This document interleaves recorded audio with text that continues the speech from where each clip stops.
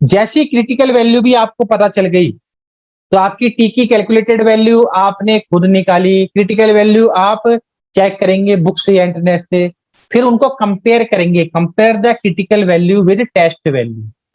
Critical value क्या हुई? Table value, tabulated value बोलते हैं।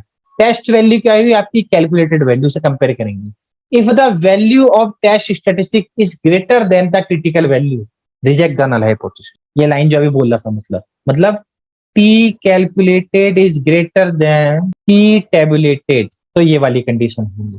P calculated is lower than P tabulated, तो do not reject null hypothesis. देखो एक्सेप्ट नहीं बोला हुआ है, यहाँ बोला हुआ फेल टू रिजेक्ट या डू नॉट रिजेक्ट। ये नेट में पूछ सकता है वो आपसे क्वेश्चन। अब पी वैल्यू पे भी ले लेते हैं कि P value and level of significance. भाई देखो पी वैल्यू सेम बोलती है, पी वैल्यू भी यही। पी का मतलब है प्रोबेबिलिटी, कितनी प्रोबेबिलिटी है आपकी। 0.05 क्या थी? Probability of rejecting null hypothesis when actually it was true. मतलब लेवल ऑफ सिग्निफिकेंट या अल्फा किसे बोलते हैं? ये एक प्रकार की प्रोबेबिलिटी है to reject the true null hypothesis. तो रिजेक्ट कर रहे हैं ट्रू नल हाइपोथेसिस को, मतलब आप एरर कर रहे हैं। आप क्या कर रहे हैं? एरर कर रहे हैं। तो 5% चांस है सिर्फ एरर करने के लिए। पी वैल्यू क्या बोलती है? सेम वही बात है भाई, पी वैल्यू कि आप कितने चांसेस हैं, परसेंटेज। पी वैल्यू यदि पी वैल्यू 0.05, पी की वैल्यू, प्रोबेबिलिटी की वैल्यू, ये जब आप ऑनलाइन सॉफ्टवेयर में निकालते हो तो वो पी वैल्यू भी देता है। अभी तो मैं कैलकुलेटेड वैल्यू से बता रहा था, या पी वैल्यू से भी आप निकाल सकते हैं क्या कि सिग्निफिकेंट डिफरेंस होगा या नहीं होगा, या नल हाइपोथेसिस को रिजेक्ट करेंगे या नहीं करेंगे। पी वैल्यू से ही निकालते हैं। पी वैल्यू से जब हम निकालते हैं तो हम इस चीज को देखते हैं, लेवल ऑफ सिग्निफिकेंस को, ना कि पी की टेबल वैल्यू से कंपेयर करते हैं। पी कैलकुलेटेड ज्यादा है या कम, ये अलग तरीका है सिग्निफिकेंट डिफरेंस निकालने का, या नल हाइपोथेसिस को एक्सेप्ट या रिजेक्ट करने का, ये अलग तरीका है। जब आप एसपीएसएस लगाएंगे वहां पी वैल्यू देगा आपको, ये नहीं देगा वहां पर एसपीएसएस में, ऑनलाइन सॉफ्टवेयर में वहां पी वैल्यू देगा। पी वैल्यू सबसे स्ट्रॉन्ग एविडेंस होता है, पी वैल्यू सबसे ज्यादा स्ट्रॉन्ग एविडेंस होता है। अगर पी की वैल्यू कम है 0.05 से, तो या इक्वली बोल देते हैं, इक्वली आप 0.05 से कम है, तो आपका सिग्निफिकेंट डिफरेंस होगा।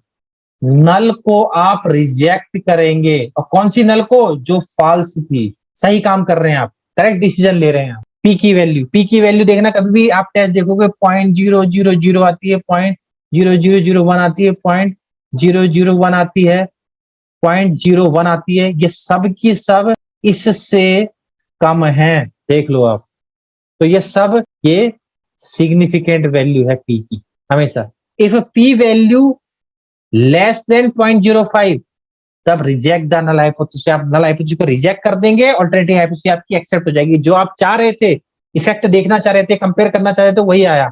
आपकी जो रिसर्च हाइपोथेसिस थी वो एक्सेप्ट हो गई है, क्योंकि आपने नल हाइपोथेसिस को रिजेक्ट कर दिया। और जब पी वैल्यू 0.05 से ज्यादा आ जाती है, 0.06 आ जाए, 0.07 आ जाए, 0.1 आ जाए, 0.1 भी तो बड़ा है, 0.2 आ जाए, ये सब बड़े हैं। इससे 0.05 से ये सब बड़े हैं, तो do not reject the null hypothesis, मतलब फील्ड एक्सेप्ट कर देंगे आपको। पी वैल्यू से भी आप चेक करते हैं। It is the P probability of getting the value of our test statistics if the null hypothesis is true. तो the lower the P value, stronger the evidence that the null hypothesis is false. जितनी P value कम होगी, किससे? आपके level of significance. हो सकता है level of significance आपने ये रखा हो, जितनी पी वैल्यू कम होगी उतने आपके पास स्ट्रॉन्गर एविडेंस होंगे नल हाइपोथेसिस को झूठा ठहराने के लिए, रिजेक्ट करने के लिए। जितनी आपकी पी वैल्यू कम होगी लेवल ऑफ सिग्निफिकेंस। देखो भाई, ये लेवल ऑफ सिग्निफिकेंस है, आपकी पी वैल्यू आई इतनी, ठीक है। देखो पी वैल्यू क्या बता रही है, बहुत अच्छी चीज बता रहा हूं मैं। आपकी पी वैल्यू आई इतनी और आपका लेवल ऑफ सिग्निफिकेंस इतना था, तो आपका सिग्निफिकेंट डिफरेंस आया या नहीं आया? कोई बताएगा मुझे, सिग्निफिकेंट डिफरेंस आया या नहीं आया? सर आया ना, सिग्निफिकेंट डिफरेंस आया। मतलब आपने नल को रिजेक्ट कर दिया, नल को रिजेक्ट कर दिया आपने, और अल्टरनेट को एक्सेप्ट कर दिया। अब देखो ये पी वैल्यू कितनी अच्छी चीज बता रही है। पी वैल्यू ये बता रही है कि अब 5% आपने तो ये एक क्राइटेरिया बनाया था, लेकिन आया इतना, इसका मतलब अब आपका लेवल ऑफ कॉन्फिडेंस बढ़ गया है, 99% हो गया, और यहाँ पर 1% यहाँ पर आपकी प्रोबेबिलिटी वैल्यू हो गई। इसका मतलब अब 100 में से सिर्फ एक बार ही क्या होगा, गलत डिसीजन लोगे आप। पी वैल्यू देखो ये आने पे, अगर पी वैल्यू आपका लेवल ऑफ सिग्निफिकेंट ये है, अगर पी वैल्यू आ गई 0.00, इसका मतलब क्या होगा? देखो पी वैल्यू का इतना बेनिफिट होता है। सर तो हम लोग का कॉन्फिडेंस थोड़ा कम हो जाएगा। नहीं, कम हो जाएगा।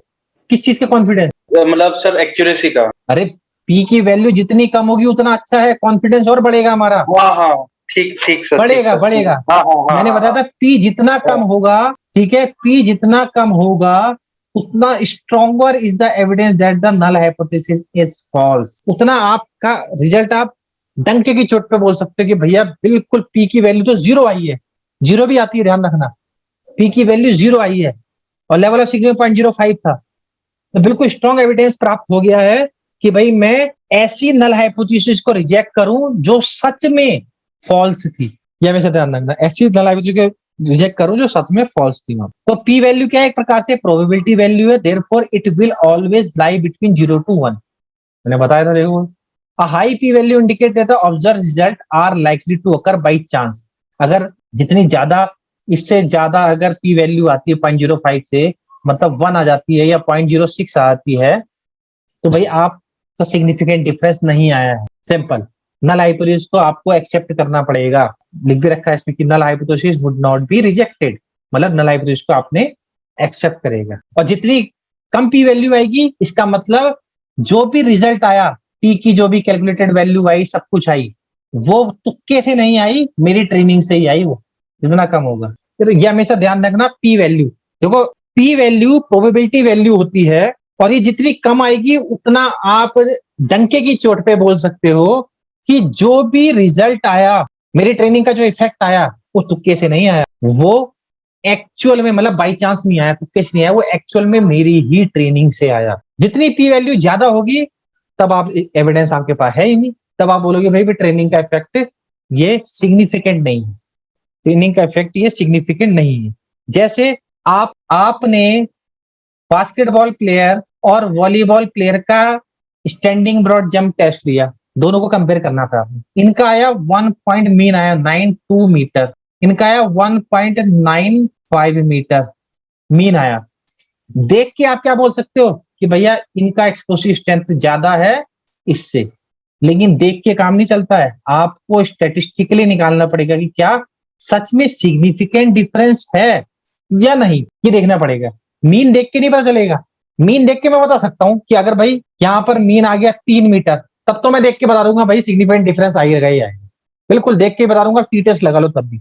लेकिन अगर यहाँ इतना आया है 1.95, तो देख के तो लग रहा है कि बास्केटबॉल प्लेयर का मीन अच्छा है स्टैंडिंग ब्रॉड जंप का, इतने स्टैंडिंग ब्रॉड जंप में 1.95 मीटर तो कूद गए।